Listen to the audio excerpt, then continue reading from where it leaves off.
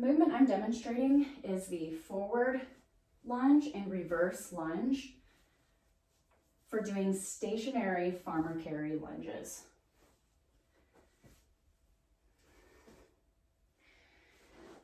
Now I just showed you two variations. I might program for you just a forward lunge in place or a backwards lunge in place. But let's talk about our body and positions without the weight. For your foot stance, I want your feet to be under the hips. And when you take your initial step forward, we want to focus on our feet being on a railroad track. You can see that there is space between my left and right foot. It's a common fault that people will tend to bring their feet closer together. And you can see my back leg is being covered up by my front leg here in the video. If I were to continue to pursue that lunge, I'm probably not going to be balanced or using the right muscle groups. And also the joints aren't going to be in alignment. So first, we want to make sure we're on railroad tracks. Next, from this profile view, I want you to think about your posture of your upper body staying right over the hips the whole time. So I'm going to take a long lunge, and notice that as I come down, my shoulders, hips, and knee are in alignment. This knee is right over my ankle. Having it even slightly behind the ankle is also good. And then I'll recover back, right? So similarly, I'm going to take a step back, and if I go down in my reverse lunge, shoulders, hips, and knee are in alignment. This knee is right over my ankle, and I will return. The body position stays the same. Let's also talk about the length of the feet. It's very common to not get a long enough step, and that ends up putting a lot of pressure in the kneecap and preventing our range of motion to go down all the way to the floor. So for example, if I take too small of a step, my knee's going to push really far forward and my heel's going to come up, and I'm going to put a lot of pressure on this knee as well as this knee because it's all wanting to move that way. So what I want is a longer step, my body posture straight up and down. So that way I'm using my strong muscles to do the work. My knees are just joints, not being loaded into by my body weight, which is a healthy motion.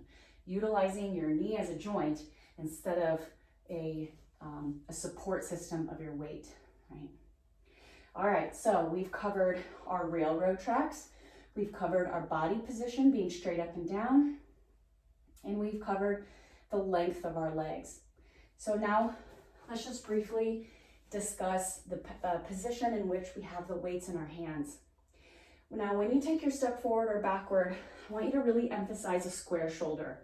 A round shoulder is one where we would roll the back and the shoulders are no longer in an active position and the weight is now telling us what to do. I want you to pull your chest up, squeeze your shoulder blades together, and now we're telling the weights what to do.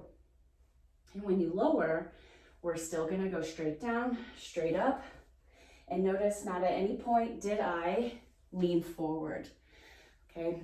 Now, it's not necessarily an unhealthy position to lean forward, but it's definitely a modification to make this movement easier because of the muscle groups you're switching to. The minute you fold, you're putting all of your body weight into your hamstrings, into your butt, which are very strong muscles. So this is quite an easy position to achieve versus your quad muscles up here to stand up out of it. The reason why we're programming this today is because we want to strengthen your weaker muscles.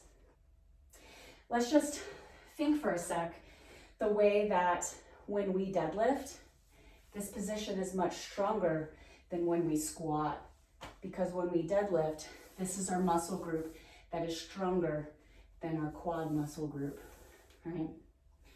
So both are healthy movements, but if we're doing it in our lunge and I'm folding like a deadlift to come down, I'm switching to a much easier muscle group to achieve the task. And that's why it would be considered, in a sense, cheating. In reality, you're really just cheating yourself because you're going to get stronger in areas you are already strong. and you're gonna stay weaker in areas you're already weak. So I encourage you to grab a camera. I want you to get a profile view, and I want you to just kind of recognize, do you stay up and down, or do you tend to lean forward as you're doing these lunges? And that'll tell you right then whether or not you're doing these in a way that is helping you build the correct strength in your workouts. So this has been a demonstration for our farmer carry dumbbell stationary reverse lunge and forward lunge.